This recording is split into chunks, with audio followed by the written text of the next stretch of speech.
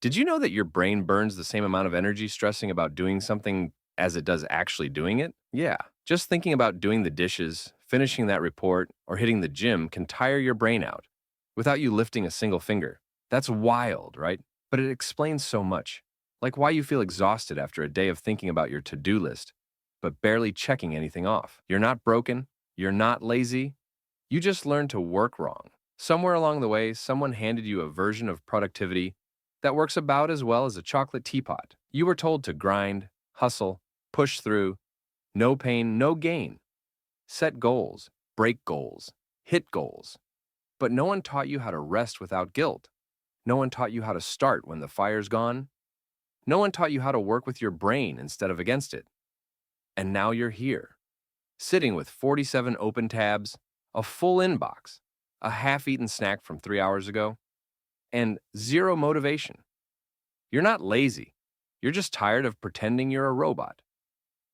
Let me tell you a story. Long ago, like ancient times, there was this donkey. Yes, we're starting with a donkey. Trust me. So this donkey is standing between two identical piles of hay. Same size, same smell, same distance away. The donkey can't decide which one to eat. Left or right? Left? Right? It keeps looking back and forth, frozen in indecision, until eventually it starves. Literally starves. Because it couldn't pick a side. That donkey, that's us. Every day. With our endless options. Netflix or YouTube? Work on that dream project or scroll TikTok. Start now or wait for motivation to magically show up like a unicorn with Wi-Fi. We get stuck, not because we don't care, but because we care too much, and we want to do it right. So we wait for the perfect time, the perfect mood, the perfect version of us to show up. Spoiler, that version never comes. See, you were never taught how to deal with friction. Not physical friction, but mental friction. That invisible weight that makes small things feel gigantic. Replying to an email feels like climbing Everest in flip-flops. Cleaning your room feels like moving to a new country. You want to do it. You know it'll feel good once it's done. But starting feels like wrestling a bear. Here's the secret. The problem isn't that the task is hard. The problem is your brain thinks starting equals danger. Like caveman level danger. Your brain's like, wait, if we start this scary thing, we might fail. If we fail, we might get kicked out of the tribe. If we get kicked out of the tribe, we die alone, eating bugs. That's literally the ancient logic your brain runs on. It's outdated software, but you're still trying to run your life on it. No wonder everything feels like a fight. Let's zoom in on something else.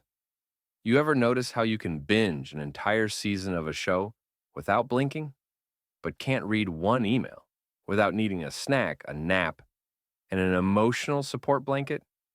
That's not laziness. That's dopamine. It's your brain's reward chemical. It loves novelty. Quick wins, bright colors, sound effects, cliffhangers. Your email has none of that, but that show, that game, that scroll, it's engineered to feel good fast. So, guess where your brain drags you? Yeah, to the easy win. Again, not lazy, just human.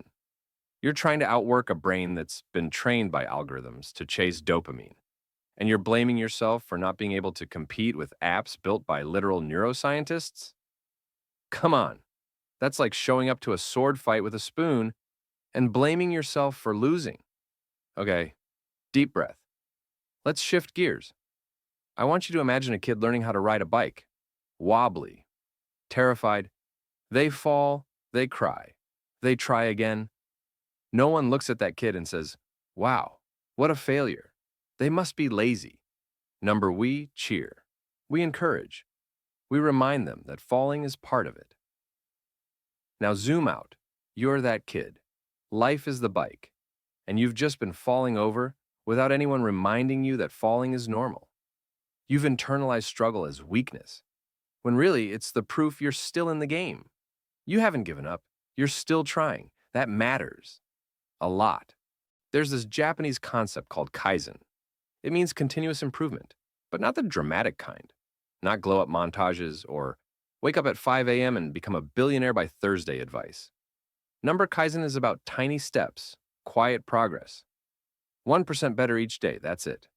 No beast mode, no all-nighters, just gentle, consistent action. You know what's crazy?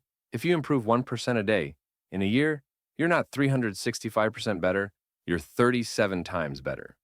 That's not motivational fluff. That's math. Real, sneaky, powerful math. Kaizen doesn't ask you to be heroic. It just asks you to keep moving. Keep showing up, even badly, especially badly. You don't need perfect. You need possible. You can clean your whole room in 5 minutes a day if you stop trying to be a one-day legend. You can write a book in 15-minute sprints. Learn guitar by fumbling through a few chords. You can build anything real, slowly. The magic isn't in doing everything, it's in doing something. Tiny, wobbly somethings. And here's the kicker. Motivation is a scam. Okay, not a total scam, but definitely unreliable. It's the friend who hypes you up one day and ghosts you the next. You can't build a life on someone who only shows up when they feel like it.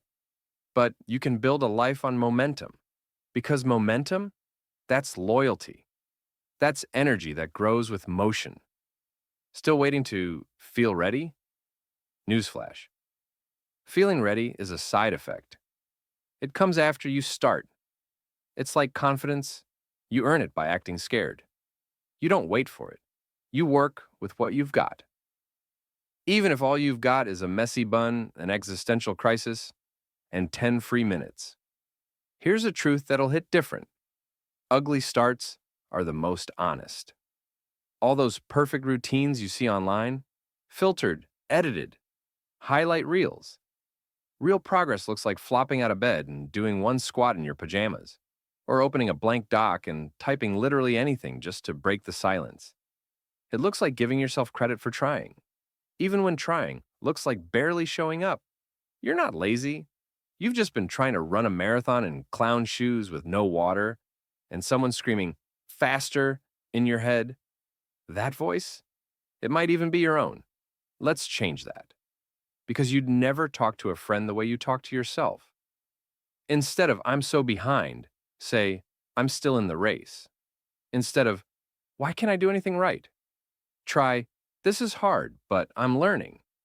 Instead of, I have no motivation, go with, let me just do one small thing. That's how you build a new inner voice, one that doesn't bully you into burnout. And hey, your value has nothing to do with your productivity. You are not a machine. You're not here to crank out tasks like an Excel-powered robot. You're a human. You need joy, laughter, rest, messiness. You need breaks.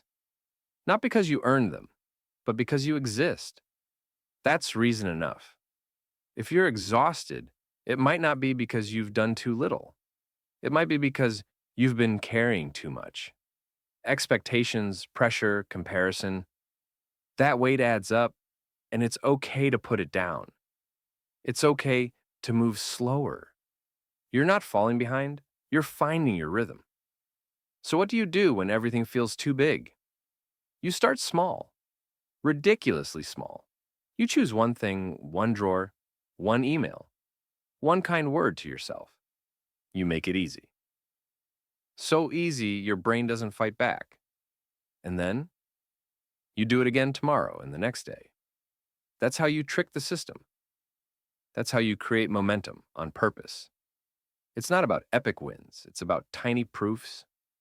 Every time you start, you send your brain a signal. We're doing it. We're safe. We're capable. That's how you rewire doubt. One action at a time. So if no one told you lately, let me. I'm proud of you. Not because you're crushing it, but because you stayed. You showed up. You listened. You want to grow, even when it's hard, even when you don't know how. That means more than you think. That means you're still in it. And that matters. Keep going. You're not late. You're not behind. You're just getting ready.